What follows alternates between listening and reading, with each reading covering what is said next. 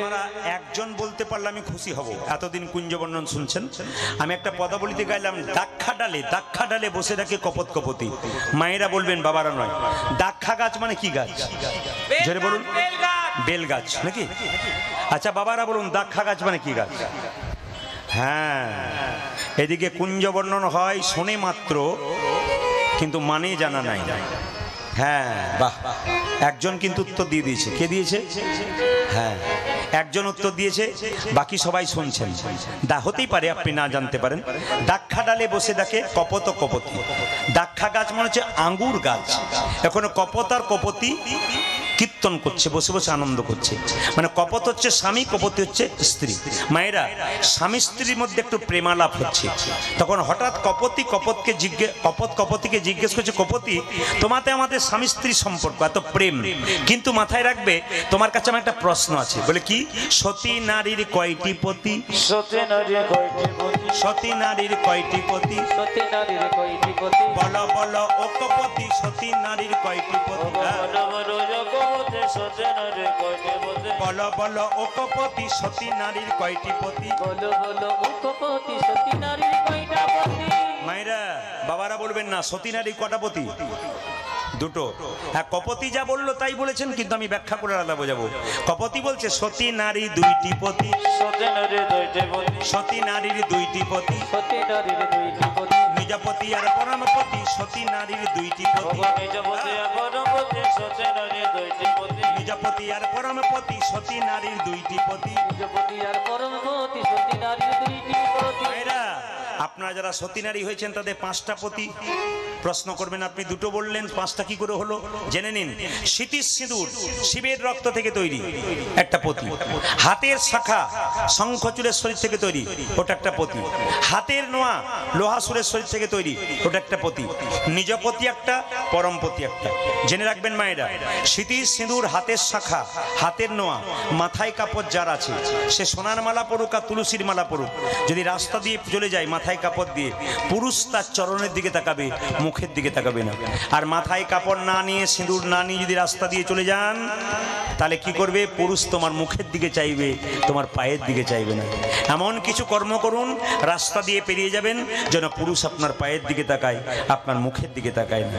অনেকে মনে মনে ভাবছে, এত ফেস ওয়াশ উঠেছে, আমি মুখটা নিলাম কি মুখটা ঢাকা দেওয়ার জন্য, দেখাবার জন্য। কিন্তু জেনে নিন মায়েরা, মুখটা দেখানোর জন্য কোথায়? মুখ কিন্তু তার কাছে দেখানোর নয়। প্রত্যেকটি শাস্ত্রে বলছে, নিজেকে সুন্দর করে সাজা হয় কার কাছে?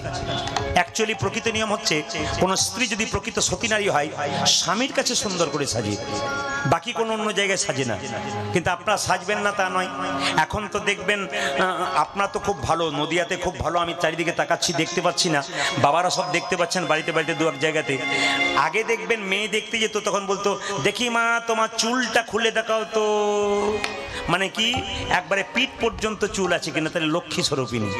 ওই চুলটা খাটো হতে হতে ইউ কাট, তারপরে ভি কাট, তারপরে বব কাট, তারপর গোষ্ঠীর পিন্ডি কাট, মানে অনেক কিছু কাট হয়ে গেল। তারপর দেখবেন কাটতে কাটতে কাটতে কাটতে ন্যাড়া কাট হয়ে ছাড়বে আর কি, মানে এইটুকুটুকু চুল হয়ে ছাড়বে। মানে কোন জায়গায় আমরা পৌঁছাচ্ছি, এটা সবচেয়ে লজ্জার ব্যাপার। আমরা লক্ষ্মী স্বরূপিণী থেকে আমরা কোন জায়গায় পৌঁছাচ্ছি? আপনাদের কাছে নিবেদন রইল মায়েরা, যে যেখানে বসে আছেন, আপনি সাজবেন কিন্তু গোবিন্দের নামে সাজুন। আমি সুন্দর প্রমাণ দিয়ে দিই আপনাদের। সতী নারীর কয়টি পতি বললাম? সিঁদুর কিন্তু আপনারা 5টা জায়গায় নেবেন। কোথায় কোথায় নেবেন? একটা স্মৃতিতে নেবেন, একটা টিপটা নিয়েছেন ওখানে নেবেন। অনেক মা কিন্তু টিপের জায়গায় সিঁদুর নেয় আগেকার মায়েরা। এখন তো ভেলভেট নিয়েই মেকআপ করে দিচ্ছে, কিন্তু ভেলভেট নেবেন, তার ফাঁকে কিন্তু এক ফোঁটা সিঁদুর নিয়ে নেবেন। আর সিঁদুর নেবেন কোথায়? 2 জায়গা হলো। আর সিঁদুর কোথায় নেবেন? আর সিঁদুর শাখাতে নেবেন, 3 জায়গায় হলো। আর সিঁদুর কোথা নেবেন? কণ্ঠে নেবেন, 4 জায়গায় হলো। আর সিঁদুর কোথা নেবেন? শাড়ির কোণে নেবেন, এটা হচ্ছে 5 জায়গা। তবে আপনাদের বলে যায়, সিঁদুরের কথা যখন এলো, তখন সীতা মায়ের কথা না বললেই নয়। সীতা একদিন এরকম করে সিঁদুর নিচ্ছে লম্বা করে, হনুমান পেছন থেকে এসে প্রশ্ন করছে, মা ওটা কি নিচ্ছ? বলে সিঁদুর নিচ্ছি। কেন তুই পিছু ডাকিস বলতো, ভালো কাজ করতে গেলে? যা, একটু পরে বলবো, যা। মায়েরা, সিঁদুর যখন নেবেন, আগেকার মায়েরা যখন সিঁদুর নিত, সবার সামনে নিত না, গোপনে নিত। কেন বলুন তো? সিঁদুর নেবার সময় যদি কেউ পিছু ডাকে মঙ্গল হয় না, অমঙ্গল হয়। ওই জন্য বাড়ির ভেতরে গিয়ে সতী নারীরা চুপচাপ সিঁদুর নেয়, যেন কোনো বাচ্চা বা কেউ পিছু ডাকতে না পারে।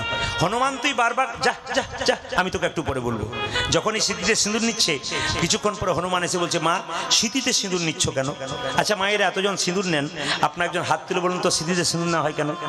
স্বামীর অমঙ্গলের জন্যে। মঙ্গলের জন্য আমার জানা ছিল না, তাহলে ভাগ্যে জানিলেন আপনারা। স্বামীর মঙ্গলের জন্য। এইবার সবাই লক্ষ্য করুন, সীতা মা বলেছে সিঁদুর নিচ্ছি কেন? তোর প্রভুর মঙ্গলের জন্য। তখন সীতাকে জিজ্ঞেস করছে হনুমান, স্মৃতিতে তুমি লম্বা সিঁদুর নিলে কেন মা? সীতা লম্বা করে সিঁদুর নিত। এখানে যারা লম্বা সিঁদুর নিয়েছেন তারা শুনে রাখুন, সীতা বলল, যে নারী সংসারে লম্বা সিঁদুর নেয় তার স্বামীর আয়ু লম্বা হয়। যারা খাটো নিয়েছেন তাদের জন্য বলবো নাকি? বলে আমি মার খাবো? দরকার নেই, না বলে তো আমি যাবই না। কমিটির আদেশ আছে, আপনি বলবেন, কোনো অসুবিধা নেই, বলেই যাই। সীতাকে জিজ্ঞেস করছে হনুমান, মা স্মৃতিতে যারা খাটো সিঁদুর নেয় তাদের কি হয়? বলছে, যে মেয়ে যত খাটো সিঁদুর নেবে তার স্বামী তত তাড়াতাড়ি বলো হরি। বলো হরি তার মানে কি? আপনারা মনে মনে ভাবছেন যে খাটো সিঁদুর নিয়ে আজকে রাত্রে কিন্তু ঝগড়া হবে। স্বামী গিয়ে বলবে, আমার খাচ্ছ, আমার পড়ছো, যা পাচ্ছ তাই যে নিচ্ছ, আবার শেষে সিঁদুর খাটো নিচ্ছ। মায়েরা সিঁদুর আপনার খাটো নেবেন কখন বলুন তো? ছেলে মেয়ের যখন বিয়ে হয় তখন দেখবেন সিঁদুরটা যখন দেওয়া হয় তখন একটা মন্ত্র পড়া হয়। সেই মন্ত্রটা মানে কি? আজ থেকে তোমার সমস্ত চাওয়া পাওয়া পূর্ণ করে দিলাম, তুমি যা চাইবে তাই নেবে। এ কথাটা আপনাদের মনে ছিল না? তখন খিদে পেয়েছিল, দিব্যি নিয়ে নিয়েছেন, বলে অভুক্ত অবস্থায় আছি। কিন্তু জেনে নিন আপনারা, আজকে স্বামী যখন বলবে সিঁদুর খাটো করছো কেন? বলছে, তাহলে এক কাজ করে দুটো কানের দোল দিয়ে দাও। বলে, কেন? তুমি সেই দিন বলেছিলে, আমার মনে নাই, ভাগ্যে প্রদীপ পালিশ ছিল, বলে গেল যে যা চাইবে তাই পাবে, আমাদের জানা ছিল না, দিয়ে দাও। বলে 2 মাস পরে দেবো, কীর্তনে চাঁদা দিয়েছি। 2 মাস গেল, 4 মাস গেল, আপনি সিঁদুর খাটো করতে শুরু করে দিলেন। কেন খাটো করছো? বলছে, খাটো করলাম এই জন্যে, দিলে না বলে পালাবার পথটা পরিষ্কার করে দিলাম। ও মায়ের, এটা বাইরের কথা। সিঁদুর দেখবেন অনেক মেয়েরা আবার স্মৃতিতে নেয় না, সাইডে নেয়। এখানে 2-4 জন আছে, না থাকা নয়, আমি দেখে ফেলেছি। আর যাদের দেখে ফেলেছি তারা তাড়াতাড়ি অনেক রকম করছে আর কি, যে আমি কেন যে সামনে বসতে গেলাম। সিঁদুর যারা সাইডে নেয় তাদের কি হয়? সীতা বলছে, যে যত মেয়ে সিঁদুর সাইডে নেবে তার স্বামী স্ত্রীর সম্পর্ক সাইড হবার চান্স থাকবে। এই জন্য মায়েরা, এটা গেল বাইরের কথা। আসল তত্ত্ব, যখন সীতা সিঁদুর নিচ্ছে তখন হনুমান কি করছে? সিঁদুরের কৌটোটাকে নিয়ে 50 হাত দূরে গিয়ে গোটা সিঁদুরটাকে শরীরে ছড়িয়ে নিয়েছে। হনুমান সীতা জিজ্ঞেস করছে, হনু, লোকে ওই জন্য তোকে বোকা বলে, আমি স্মৃতিতে সিঁদুর নিচ্ছি প্রভু একটা মঙ্গলের জন্য, আর তুই গোটা শরীরে সিঁদুরটা ছড়িয়ে নিলি? হনুমান বলছে, মা গো, স্মৃতিতে একটু সিঁদুর নিলে প্রভুর যদি একটু মঙ্গল হয়, তবে গোটা শরীরে ছড়িয়ে নিলে প্রভুর আমার কত না মঙ্গল। হনুমান কত বড় ভক্ত দেখুন। এই জন্যে মায়েরা, আচ্ছা বলুন তো, 7টা বারের মধ্যে হনুমানের বার কোনটা? জোরে বলুন, হনুমানের বার কোনটা? 7টা বারের মধ্যে মঙ্গলবার হনুমানের বার। যদি আপনারা পারেন, সদবানারী যারা আছেন তারা 1 কৌটো সিঁদুর হনুমানের চরণে মঙ্গলবার দিন দেবেন। একটা হনুমানজির পতাকা আপনি বাড়িতে রাখতে পারেন, হনুমানজির পতাকা আপনি বাড়ির ওপরে রাখতে পারেন। কেন?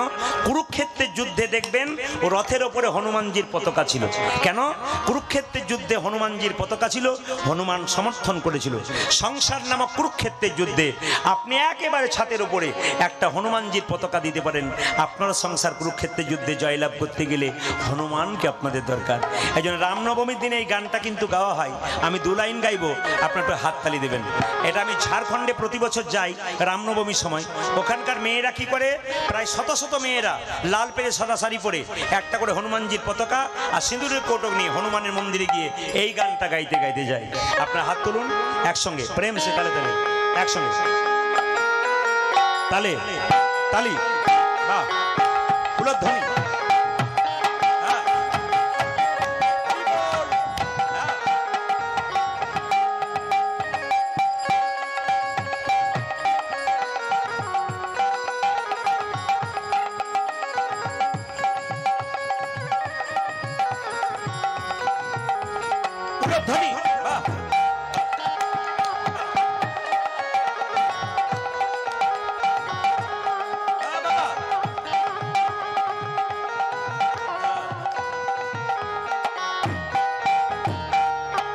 একসঙ্গে এই দু লাইন তালে তালে, লেহেরে লেহেরে লেহেরায় রে।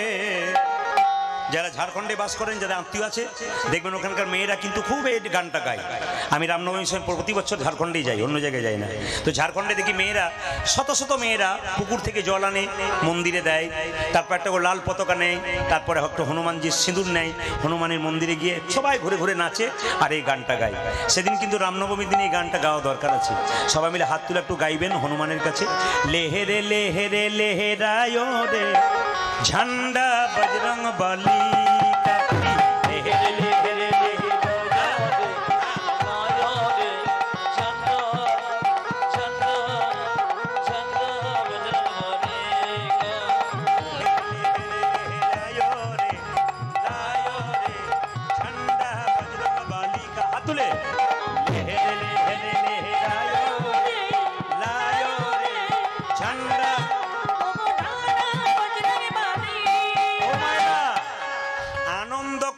বলা যায় না যেভাবে করমণ্ডল দুর্ঘটনা করলো, বলা যায় না আমাদের জীবনে কখনো হবে। যে করমণ্ডল এক্সপ্রেসে চেপেছিল সে কি ভাবে নাই ঘর ফিরে আসবো? কেউ ডাক্তার দেখাতে গিয়েছিল, যেখানে করমণ্ডল এক্সপ্রেস মানে ইয়ে করলো, মানে যেটা অ্যাক্সিডেন্ট করলো, তার কাছাকাছি আমি দিন কয়েক আগে ছিলাম। অ্যাক্সিডেন্টে পরেই তার কাছাকাছি, একবারে পূর্ব সিংভূম উড়িষ্যার কাছে আমি ছিলাম। বললো, ওনারা বলেন এখান থেকে সামনে অ্যাক্সিডেন্টটা হয়েছে। তো এত দূরে ছিলাম, বিভৎস অ্যাক্সিডেন্ট। বলুন তো, সবাই তো আশা করেছিল যে আমরা বাড়ি ফিরবো, কে ভেবেছিল ডাক্তার দেখাবো, কোনো মেয়ে কলেজ যাচ্ছিল পড়াশোনা করবার জন্য, সবাই নিজে নিজে কাজে যাচ্ছিল, কিন্তু এমন বিভৎস হয়ে গেল আর ফিরতে পারলো না। আমি আপনাদের সামনে নিবেদন রাখি, যারা করমণ্ডল এক্সপ্রেসে নিহত হয়েছেন তাদের আত্মার শান্তি কামনা করুন, যারা আহত হয়েছেন তারা যেন সুস্থ হয়ে যায় আজকে হরিবাসরে প্রার্থনা করুন। নিহতের পরিবার বর্গকে, শোকসন্তপ্ত পরিবারকে আমরা সমবেদনা জানালাম। সবাই মিলে উলুধ্বনি দিয়ে, হরিধ্বনি দিয়ে একটু সন্তপ্ত। হ্যাঁ, ওই জন্য বলি আনন্দ করে নেবেন, আনন্দ করে নেবেন। বলা তো যায় না কার কখন অ্যাক্সিডেন্ট হয়, কি হয়। হাত তুলে, হাত তুলে, লেহেরে লেহেরে লেহেরায় রে ঝান্ডা বজরং বলি।